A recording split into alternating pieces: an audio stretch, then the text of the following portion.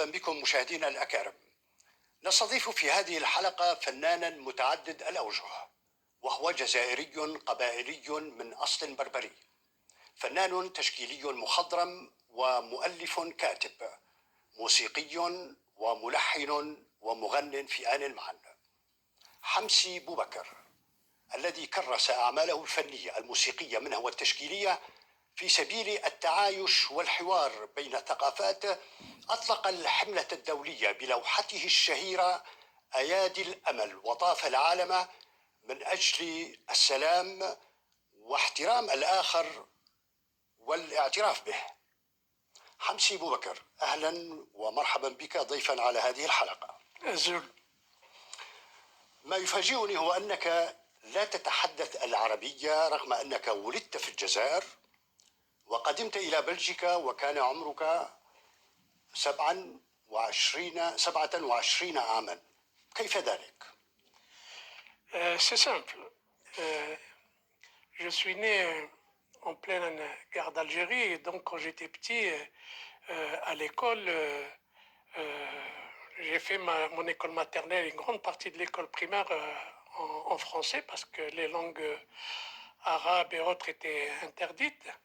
Donc il existait, mais par contre je parle l'arabe populaire. L'arabe populaire est la langue du peuple algérien que tout le monde parle et donc ceci m'a permis de pouvoir converser quand j'habitais en Algérie et plus tard, nous quand on parle, on a cette habitude, je parle plus le kabyle, mais quand on parle, on a cette habitude de mettre deux mots en arabe populaire, deux mots en français, deux mots en kabyle.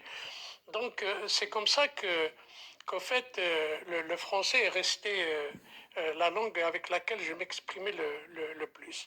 Parce qu'elle m'a été imposée d'abord par la colonisation française, mais aussi la langue française m'a permis de pouvoir apprendre les autres cultures.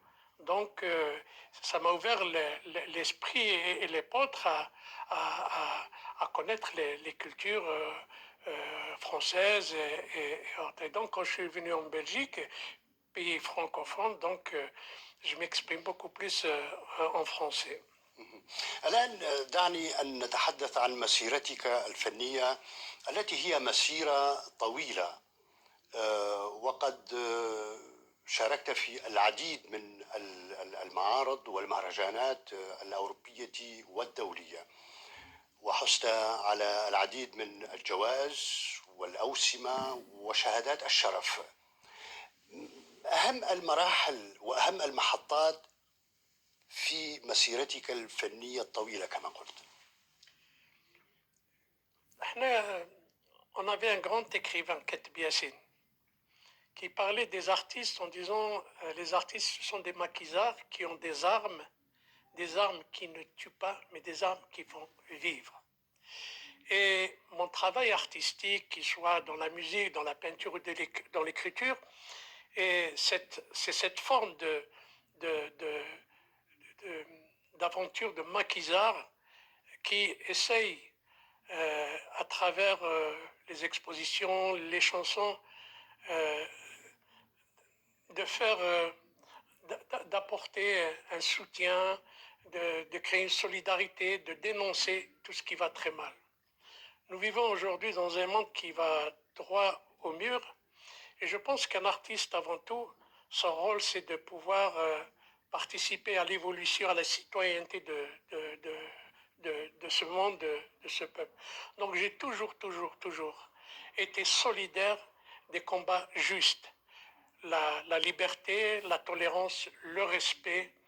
Et donc j'ai dit que l'art en général n'a pas de frontières et c'est des moments de convivialité où on peut discuter, même avec le Coran et qui ont appris l'arabe. Et en Algérie, il y a ce qu'on appelle des arabophones. C'est des arabophones, donc c'est des berbères qui ont appris l'arabe pour apprendre le Coran, mais qui parlent ce qu'on appelle le darija, l'arabe populaire, que le peuple parle entre lui. Et d'ailleurs, aujourd'hui, les plus grands chanteurs de Shabi en en Algérie qui chantent le chabi, qui chantait en arabe populaire, c'est des Kabyles. Le berbère ne rejette pas la langue arabe, loin de là. Il rejette la politique que l'on a fait de la langue arabe. C'est qu'après l'indépendance, quand le premier pouvoir en Algérie est venu, il a décrété que l'Algérie est avant tout un pays arabe, notre langue est l'arabe, le reste n'existe pas. Et ça, bien sûr, nous sommes chez nous, hein, nous avons notre garde en voyant ça, donc nous avons refusé cette nomination. C'est une forme de dictature, donc ils voulaient que les Berbères s'effacent de leur histoire. Mais vous pouvez tout faire.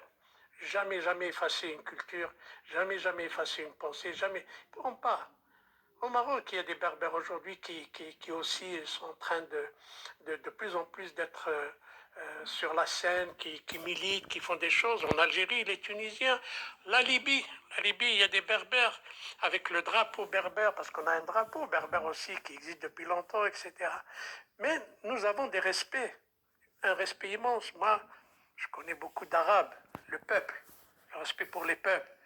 Et nous sommes des frères. Donc le mot, dès qu'on dit Amazir, automatiquement les gens pensent qu'on est des ennemis des Arabes. C'est pas vrai, c'est faux, c'est faux. On est ennemis de la politique, des politiciens qui font de la langue arabe et la culture arabe un objet pour effacer la culture amazir.